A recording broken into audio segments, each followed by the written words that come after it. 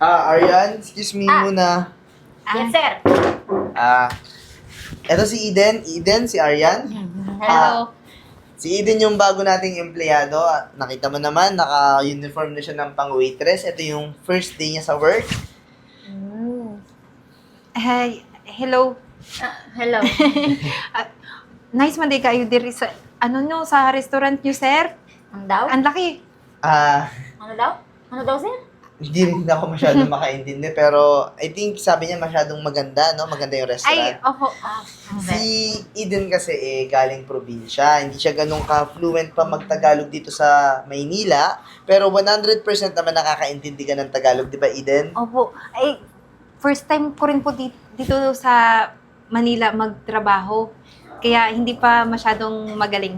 Pero I think kaya niya naman makapagsalita ng mga basic Tagalog. Okay, mag-alala, sir. Kaya gagabayan ko yan. Ayun. Bata niyo. Gagabayan ka ni Aryan, tutulungan ka niya, ititrain ka niya kung ano yung mga dapat mong malaman dito sa restaurant. Tama, Aryan? Apo. Apo, sir. Yun Tama naman. yun. Mauna na ako. Ikaw na munang bahala dito kay Eden. Huwag kayo mag-alala, sir. Amping, sir. Uy, salamat. Salamat kayo, ha. Tuturuan mo pala ako paano yung mga pasikot-sikot dito sa restaurant. Naniwala ka naman. Naniwala ka? Tuturuan kita? Hindi, no. Hayaan nga kita dyan. Para magkamali ka, tatanggalin ka ni sir. Uy, wag naman.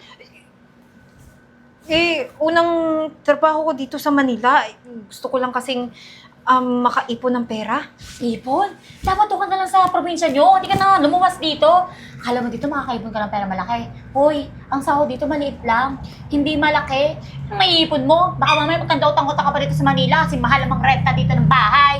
Alam ko kasi malaki yung pasahod dito. Sino sabi sa'yo? Marami kasi akong kababayan doon sa amin. Sabi, pumunta ako ng Manila. Maraming opportunity dito.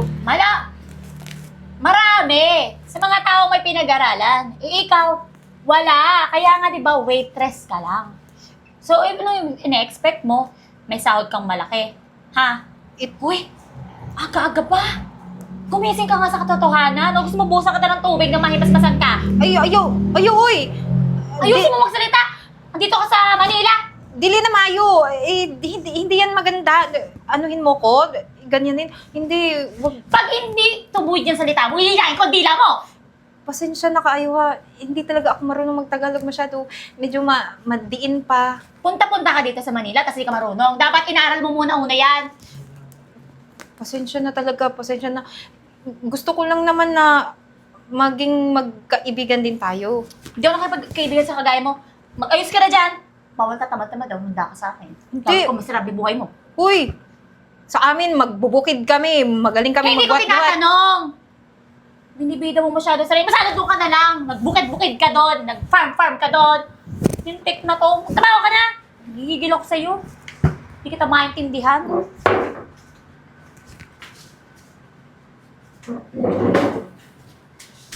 Alam mo, ang daming magagandang review sa restaurant na to.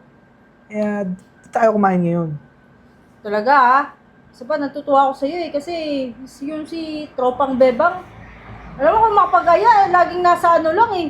Porque taga-probinsya ako, dadalhin lang din ako sa sanay-sanay na ako ng mga lugar. Minsan gano'n naman talaga mga tao. Ayan na pala. Good morning. Good morning, sir. May buntag. Pasensya na kayo, sir. Hindi pa ako masyadong marunong magtagalog. Bisaya ka? Ay, upo, sir. Joke lang. Hindi, alam mo, ito tropa ko kasi. Bisaya rin to. Hoy! Bisaya ka! Wala! Kamayo agad! Teka lang. Taga dito ka na? Sa Manila? Dili, oy! Tagalite ka! Uy! Hala! Sama siya, oy! Pag-order na! Aray. Hoy. Bakit? Hoy. Ano to? Nakikipagtsikahan ka lang? Gawin mo yung trabaho mo. Kinukuha ko na yung mga order nila, ma'am. Kinukuha, naririnig ko kayo doon sa kusina. Teka lang, mama. Excuse me po. Nasa harap kayo ng customer. Hindi ko kausap ko siya, di ba? Bastos to. Kasi- Kasi mo respeto. Kasi, ma'am, nalipay ko ba na... At saysay ako na meron palang Bisaya din dito sa Manila na kagaya niya. Ano sinasabi mo? Hindi kita naiintindihan. Hihilain ko yung dila mo. Ay, miss, pwede ba entertaining na lang muna kami bago kayo At sino ka naman, ha? Best friend? Nakikipagtsikahan, nakikipagtawanan? Customer ako dito ah. Customer! Ikaw, Bastos nagdala-dala ka din to dito eh. ng mga ng kaibigan mo, no?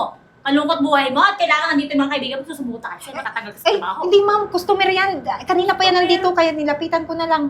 Hoy, Day! Naina, walang batasan, Uy, oy! Lintik, isa rin palang alien to eh, no? Hilahin ko yung kay Abila mo, no? Ayusin mo mag-Tagalog ka dito ka sa Manila, oy! Ma'am, pasensya na. Sabi niya kasi, pangit daw ugali mo. Ang sabi mo? Pangit ang ugali ko? Ha? Gusto mo ba malalamin ka? Ang pangit mo kaya?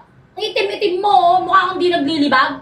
Kasi hindi maitim budhi niya. Wow! Nagsalita yung mabait. Tigil-tigil mo nga ako, nakikisabat ka, basos Ano mo naman tong restaurant na to? Ang ganda-ganda ng review, tapos ganyan pala ugali ng mga waitress. Kasi bawal dito yung nakikipagtsikahan oras ng trabaho. At ikaw, kabago-bago mo pa lang, ha? Daldal ka na ng daldal. Ano, tuwan-tuwa ka, nakakita ka ng kabayan mo? Umuwi ka na kaya sa probinsya. Saka alam mo, ikaw umayos ka, nilalait-lait mo to. Hindi mo alam, sobrang yaman Wala nito. akong pakialam kahit billionaire pa Yan, yan. may-ari ng kangkong chips. Ikaw makalablasan yan. Hindi mo alam, pakainin kita ng sili. O, kainin mo. Green. Ay, Alam mo, lilipat na lang kami, miss. Salbahe yung ugali niya. Hala, hala. Pangit Day, ang ugali. pasensya na kayo, Day, pero manakaw na Oh, naman alis din ka kayo. na, bawal ito alien. Alis? Ano sabi? hala. At ikaw? Ha? Ma'am, wala na tayong customer. At ikaw, ha? Susumbong kita kay sir. Sasabihin ko kaya umalis yung dalawang yun dahil sa'yo. Ma'am.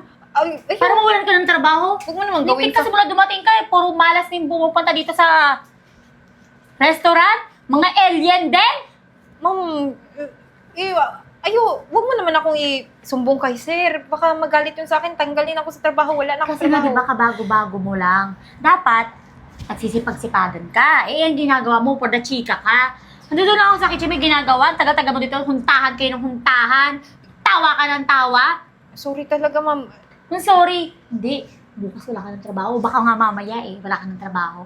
Umuwi ka na sa probinsya nyo. Salot to. Maglinis ka doon! Ang dami rin plato sa kitchen. Tamad-tamad nito. Kabago-bago mo. Tingin-tingin ka pa. Dukutin ko yung mata mo. Ma, ito yung restaurant kung saan ako nagtatrabaho. Di ba ang ganda-ganda, ang bongga-bongga, ang laki-laki? Di pares doon sa probinsya natin minsan mukhang kubo lang. Ito, ang dami-daming ilaw. Ay, naman. At saka ma, dapat doon ka lang sa gilid-gilid ha. Bawal ka dito kasi makakadisturbo sa mga customer na pupunta dito, papasok, kakain. Tingnan mo lang ako paano ako mag-serve sa kanila. Naku ma, maaaliw ka talaga dito kasi yung mga tao ditong pumupunta, mga mababango, mayayaman, mababait naman sila. At saka mapuputi, makikinis. Tapos, nagbibigay din yun ng tip. Di pandagdag natin sa paggamot mo. Oh, punta na tayo dun ha. Hoy, sino naman yan? Ay, nanay ko pala. Sinama ko dito ngayon. Nanay mo? Sinama mo? Sa trabaho? At sino namang tangay pumayag na isama mong nanay mo dito? Nagpaalam ako kay sir. Pumayag naman siya kagabi kasi yung mama ko bukod sa lumpo siya, may lagnat. Hindi ko namang maiiwan sa amin. Nag-aalala ako. Tingnan mo nga naman si Sir, pumayag. Uy, pick up ba? Asa pick up mo? Wala. Umuo lang yun. Pero ikaw naman wala kang hiya, talagang sinama mo nanay mo. Di porket na nagsabi siya, oo, no? Sige ka agad, sama mo nanay mo dito sa trabaho. Eh, oras na ng trabaho. Ma'am, huwag ka naman mag-alala kasi ngayong araw lang naman, ma'am. At saka doon lang naman siya sa sulok-sulok, ma'am. Titingin-tingin sa akin. Ngayong araw lang naman. Eh, humingi ka na ng unang pabor, malamang susundan mo pa yan. Baka sa susunod, marami namang issue ang nanay mo at kailangan ng bantay. Ba't hindi na lang kaya dumikit ka sa kanya, no? Huwag kayong maghiwalay. Kung total, ayaw mo maiwan-iwan ang nanay mo, di ba? Ma'am, grabe ka naman po, ma'am. Hindi naman ganun palagi na magkaroon ng issue ng nanay ko. Ngayon lang talaga, may lagnat talaga siya, ma'am. Hindi ko pwedeng iwan sa tabi niya. Eh kahit mawala pa yan, matigok yan, mawala ng hininga, wala akong pakialam. Bawal magdala ng magulang dito. Baka sa susunod, buong bahay mo na bit-bit mo sa trabaho. Mahiya-hiya ka naman, Grabe naman, kabago-bago mo dito. Grabe naman lumalabas sa dila mo, ma'am. Uy! Ano nangyayari dito, Eh Arian? kasi ito, sir, tingnan mo naman, hindi ba naman tatangang-tangang probinsyana to? Di ko alam bakit, di ko alam asan ang utak nito, nasa talampakan nata. Kiber ba magdala ng nanay dito sa trabaho? Sir, pumayag ka daw? Oo, pumayag ako. Anong masama doon? Eh sir, pag pinagbigyan mo ng isang beses yan, uulit-ulitin niya yan. Hanggang sa di ka na makatanggi sa kanya. Dapat hindi mo sinasanay. Di ka Alam naman mo? ganyan dati. Tama na. Ano bang problema doon? Sir, basta sanay nga kasi. Dapat hindi mo pinagbibigyan. Yung mga gaya niyan, yung probinsyanang yan, oportunista yan, uulit-ulitin niya yan. Baka sa susunod, hindi lang nanay niya dadalhin niya dito, baka buong angkan niya eh. Walang masama maging mabuti. Gets mo? Libre lang maging mabuti. Okay lang naman sana tumulong tayo sa mga taong nangangailangan eh. At saka, Eden, ayos lang sa akin na dito lang muna yung mama mo. Hayaan mo na tong si Okay lang Arian. sa'yo, pagtitingin na ng mga customer yan, bakit may pilantod dito? Sir, sorry talaga sir ha. Siguro sir, mag-resign na lang ako sir. Oo, dapat mag-resign. Oh, buti naman naisip niya yun. Sir, mag-resign ka na. Simula dumating ka dito, kung ano-ano mga pumapasok dito. Nakaraan, nagdala ka ng mga probinsyana dito. Huntahan kayo ng huntahan dyan, tapos mga in-order, kape lang. Pinaguhugas mo pa ako ng mga tasa nila. Eden, pasensya na. Please, huwag ka mag-resign. Kailangan ka namin dito. Ano ba? Sir, kasi Sir. sumusobra na yung mga sinasabi niya sir. Hindi ko na malunok sir. Kaya, pasensya na talaga sir. Hanap na lang ako ng ibang trabaho. Drama nito. Kung maniniwala dyan, sir, nagdadrama lang yan. Sorry talaga sir. Hindi ko na kaya talaga sir. Pati sa nanay ko, iba-iba yung sinasabi niya. Masasama, masasakit. Sinabi ko kasi sa'yo, ituwid mo yung dila mo.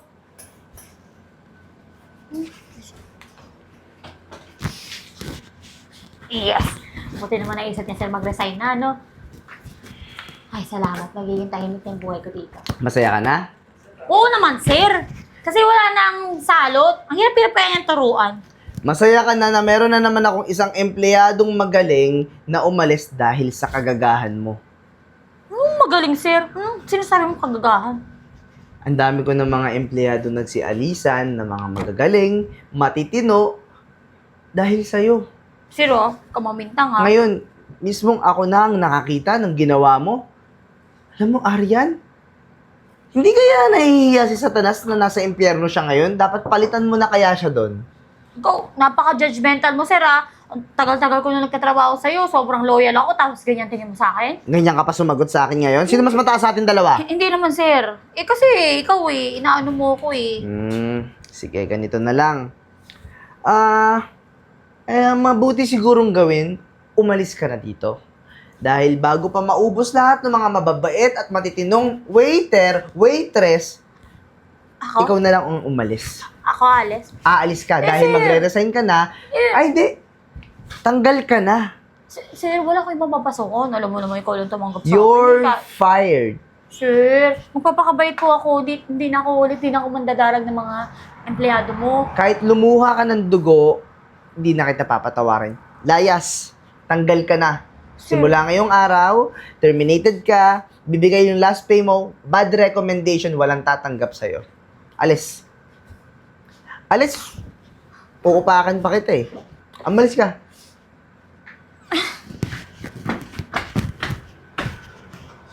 Kailangan ko sundan sila, Eden. Ma, pasensya ka na ha. Alam kong unang trabaho ko dito sa Manila. Tapos, nag-resign ako kaagad. Hindi ko na kasi kaya yung mga panlalait nila sa akin doon sa restaurant eh. Tama lang yun, anak. Alam mo ba, pag naririnig ko yung panlalait sa'yo, nasakit din yung dibdib ko. Siyempre, anak kita. Tama lang yung ginawa mo. Pero, hayaan mo ma. Naniniwala naman ako dito sa Manila. Marami pang opportunity, marami pang trabaho na pwede kong pasukan. Kaya, maghahanap ako kaagad ng trabaho. Huwag ka mag-alala, mapapagamot din kita. Tara po. Eden! Eden! Sir, bakit ka po nandito? Nahabol kita. Hingal ako, kakatakbo. Kasi naman... Sandali pahingayin mo muna. Hingal ako. Teka. Pasensya na po na Eden, alam mo ba ang ginawa ko? Kaya gusto kong habulin ka. Tinanggal ko na si Arian. Sa ganung klaseng ugali, walang puwang na ganung klaseng kasamang empleyado ang dapat sa kumpanya ko. Teka lang sir, hindi mo naman kailangan gawin yun sir kasi ako naman yung nakakasiras ng imahe sa restaurant mo sir. Kaya dapat ibalik mo si Ma'am Arian. Eden, sa akin wala akong nakikitang problema kung marunong ka mag-Tagalog, marunong ka mag-Bisaya, marunong ka mag-English. Lahat tayo pare-parehas lang. Pero ikaw, nakitaan kasi kita ng galing. Tsaka skills na Walang-wala yung area na yun. Ganun po ba, sir? Salamat po, sir, ha? Pero, sir, wala na ako dun, eh. Nag-resign na nga ako, di ba? Alis na po kami. Hindi. Hindi naman ako papayag na may ganong klaseng empleyado sa restaurant. Kaya yung Aryan na yun, deserve niya na mawalan ng trabaho. Ako, actually, hindi ko naman talaga kumpanya yung restaurant na yun. Manager ako doon. Pero kasi, yung may-ari nun, parang kapatid ko na yung turingan namin. Kaya parang inaangking ko na rin yung kumpanya. Tsaka, Eden, kinausap ko na yung may-ari ng kumpanya, yung best friend ko. Magtatayo din kasi ako ng sarili kong negosyo. Magtatayo ako ng sarili kong restaurant. Sa akin mismo. Sabi ko, alis na rin ako sa kumpanya niya. Kailangan ko nang may magmamanage. Eden, kailangan kita para mag-manage dun sa restaurant na itatayo ko. Pero, sir, hanggang waitress lang naman yung kaya ko. Yung pagmamanage mo ng buong restaurant, hindi ko po yun kaya. Eden, wala ka bang tiwala sa akin? Ako mismo. Titrain kita. Tutulungan kita kung paano maging isang magaling na manager, tagapag-manage para naman itong si nanay, mapatherapy mo. Di ba, Nay? Ala, sigurado ka, sir? Naku anak, pumayag ka na. Sir, maraming salamat sa iyo ha. Siyempre naman, Nay. Baka ito na yung simula ng pagginhawa ng buhay niyo ni Eden. Naku, Kasi sir. itong anak ko, talagang nahihiya rin ako. Ang laging inaalala niya yung mapatherapy ako. Hindi malabo yan kung gagalingan mo. Halika na, sumama ka sa akin. Sige, sir, tatanggapin ko talaga yan, sir, ha? Ako na dito magtutulak kay mama mo.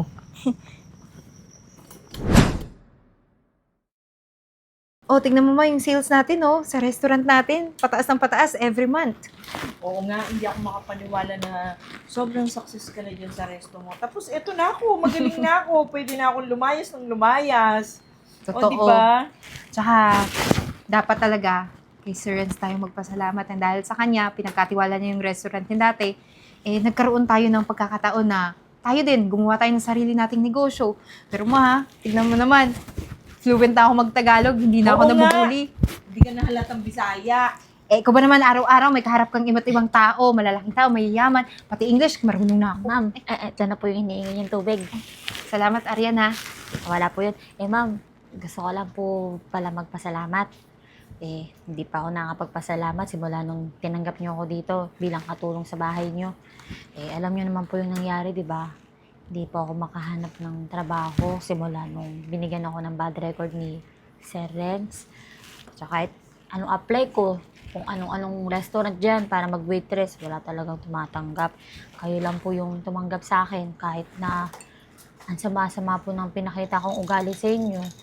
Hindi niyo po ako binalikan ng masama din. Ano ka ba? Alam naman namin yung nararamdaman mo eh. Kasi tulad din ng dati, syempre, yung minaliit mo ko, ramdam ko rin yun. Kaya ayokong bumalik sa'yo yung naging experience ko.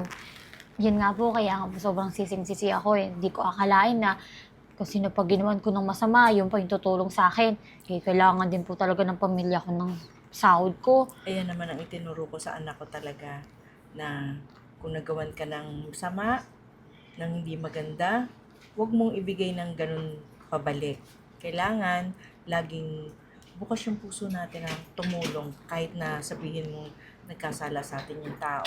Mabuti po talaga kayong magulang kasi tumatak po sa isip ng anak niyo yung pangaral niyo po.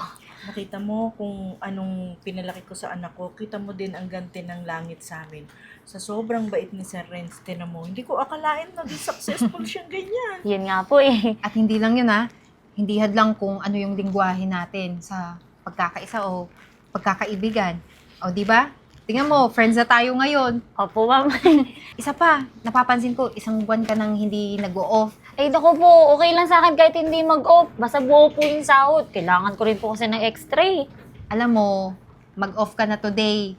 Hindi ko kakaltasan yung sahod mo. Sayang naman, di ba? Mag-relax ka naman. O di kaya, umuwi ka ng 1 week dun sa probinsya nyo. Dun ka mag-stay muna sa pamilya mo para naman makita ka nila. Iniisip ko kasi pag umuwi ako, gagastos din ako eh. Hayaan mo na, bibigyan na lang kita ng pocket money. O Ay ano? naman pala. Ma'am, sobra-sobra naman po. Sige na. Pero, sige po, di ko na po tatanggihan kasi kailangan ko Sige po. na, pahinga ka ng 1 linggo. Sige po. Pagbalik ko may trabaho pa ako, baka totoong pamingan na yung Oo, forever naman, ha. Di, oh. Pahinga namin. Sige po. Mag-ayos lang po ako dun ha, sa Sige. kusina. Salamat Ingat ka. po.